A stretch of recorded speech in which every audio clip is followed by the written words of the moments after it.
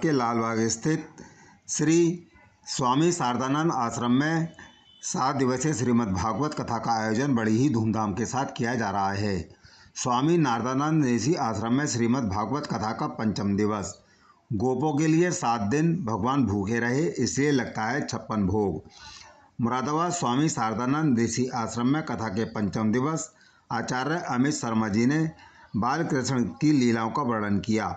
मात्र 7 वर्ष की अवस्था में भगवान ने इंद्र के कोप के ब्रजवासियों की रक्षा के लिए गोवर्धन पर्वत को अपनी कनिष्ठ उंगली पर उठाकर उनकी रक्षा की और समाज को संदेश दिया कि अगर परमात्मा तुम्हारे साथ है और आप संकल्पित हैं और सामूहिक प्रार्थना, सामूहिक संकल्प के साथ आप कोई भी कृत्य करते हैं तो बड़ी से बड़ी विपत्ति में भी आपको सफलता मिलती ही है। मूसलाधार बारिश से जब चारों ओर जल प्रलय जैसी स्थिति पैदा हो गई, तब भगवान कृष्ण ने गोवर्धन पर्वत को उठाकर गोपियों की रक्षा के लिए उन्हें भी साथ आने के लिए कहा और अपने कनिष्ठ उंगली पर गोवर्धन पर्वत को धारण किया। 7 दिनों तक भगवान भूखे रहे। भगवान का भोग दिन में 8 बार लगता है। बाल रूप भगवान का 8 बार भोग और 7 दिन तक भगवान का बिना भोग के रहना किसी के निमित्त 7 और 8 के गुणांक के अनुसार 56 भोग का प्रसाद आयोजन आज किया गया। सभी के आभार बाबा संजीव आकांक्षी ने व्यक्त किया। आज के कार्यक्रम में मुख्य रूप से शायर राहुल शर्मा, धवल दीक्षित, संजय स्वामी, अमर सक्सेना, सुरेंद्र सिंह, संजय भटनागर, अजय त्रिवेदी, विनय अग्रवाल, प्रेम प्रजापति, पंकज शर्मा, नीरज मित्तल, मुन्ना गुरु, विमलेंद्र शर्मा, अमित शर्मा, राजू, राघव राज शर्मा, डॉक्टर आनंद प्रकाश शर्मा, प्रत्यूष यादव, पुष्प यादव, सत्यवीर चौहान, अनुराग त्रिवेदी आदि उपस्थित रहे। कार्यक्रम के अंत में भंडारे का आयोजन शिव पार्वती रसोई की ओर से किया गया। आज भी कथा व्यास जी द्वारा भजनों को सुनाकर ऐसा समा बांधा गया कि उपस्थित सभी श्रद्धालु भगवान की भक्ति में मस्त होकर झूमने एवं नृत्य करने के लिए विवश हो गए। कर दिया जाता था। नंद जी ने कहा कि अच्छा चलो हम भी जरा राजा को कर भी दे आएंगे और कुछ राजा को भेंट करें। नंद बाबा प्रसन्न मन से कंस के पास गए, कंस को कर भेंट किया, उपहार भेंट किए और फिर कर देने के बाद वे वहां पहुंचे जहां उनके ठहरने का स्थान था। मथुरा में एक जगह पर आकर के उन्होंने निवास बनाया। अच्छा, वसुदेव जी को ये पता लगा, नंद बाबा से मिलने के लिए पहुंचे। वसुदेव जी ने कहा कि मुझे बड़ी प्रसन्नता हुई, मुझे तो ऐसा लग रहा है कि जैसे आज दूसरा जन्म हुआ है। बड़े दिनों बाद आपसे मिला हूं, आपसे मिलने का अद्भुत आनंद है और आप कितने भाग्यशाली हैं कि आपको वृद्धावस्था में पुत्र रत्न की प्राप्ति हुई है।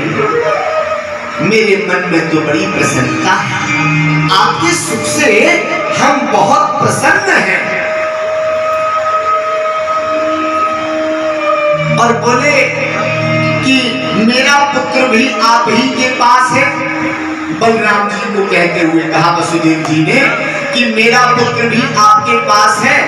तो वसुदेव जी नंद बाबा की सुख की चर्चा करते हैं और वसुदेव जी ने एक बार भी अपने दुख के विषय में नंद बाबा से नहीं कहा। उनके सुख की चर्चा तो की,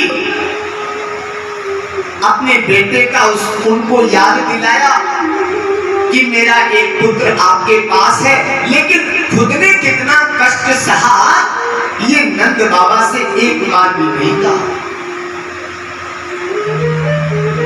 नंद बाबा ने कहा, वसुदेव जी आप तो केवल हमारी ही चर्चा की जा रहे हैं। अरे आपके साथ जो हुआ वो बिल्कुल अच्छा नहीं हुआ। एक के करके कंस ने तुम्हारी सारी संतानों को नष्ट कर दिया और आपने बहुत कष्ट सहा है। अच्छा, इसका अर्थ क्या है? इसका अर्थ क्या है? नंद बाबा वसुदेव जी के दुख की चर्चा कर रहे हैं। नंद बाबा वसुदेव जी के दुख की चर्चा कर रहे हैं और वसुदेव जी नंद बाबा के सुख की चर्चा कर रहे हैं। इसका अर्थ है कि हम जब भी मिले किसी से भी तो केवल अपनी ना कहें, अरे हमारे साथ तो बड़ा बुरा हुआ, हमारे साथ तो ऐसा हुआ, हमारे साथ, अरे दूसरे की बात को समझो।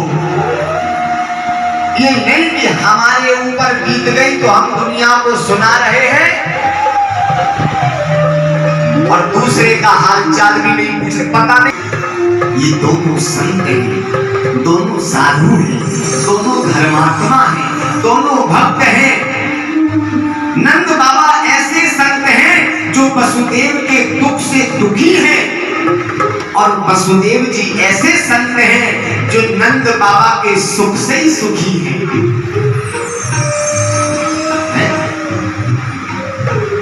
ये अपना सुख नहीं जानते, दूसरे को सुख मिल जाए इसी में उनको सुख मिल जाता है, इसी में वसुदेव जी खुश हो जाते हैं।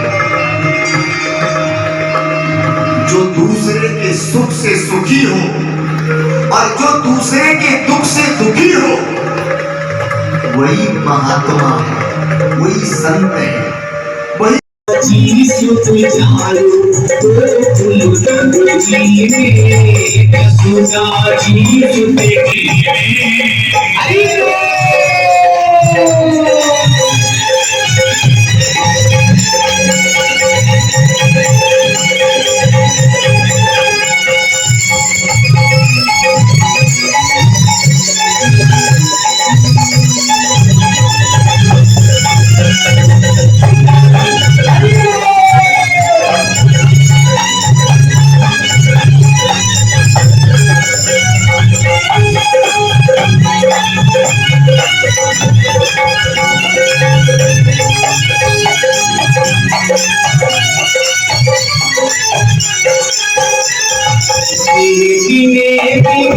महिमा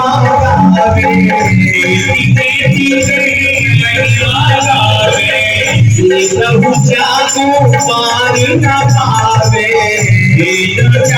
पारी न पावे, नेति के महिमा गावे, प्रभु जाको पारी न पावे,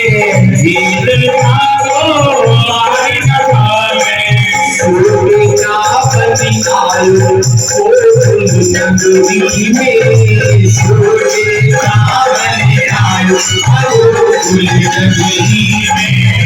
हरे हरे आनंद छायो, नगरी में आनंद छायो,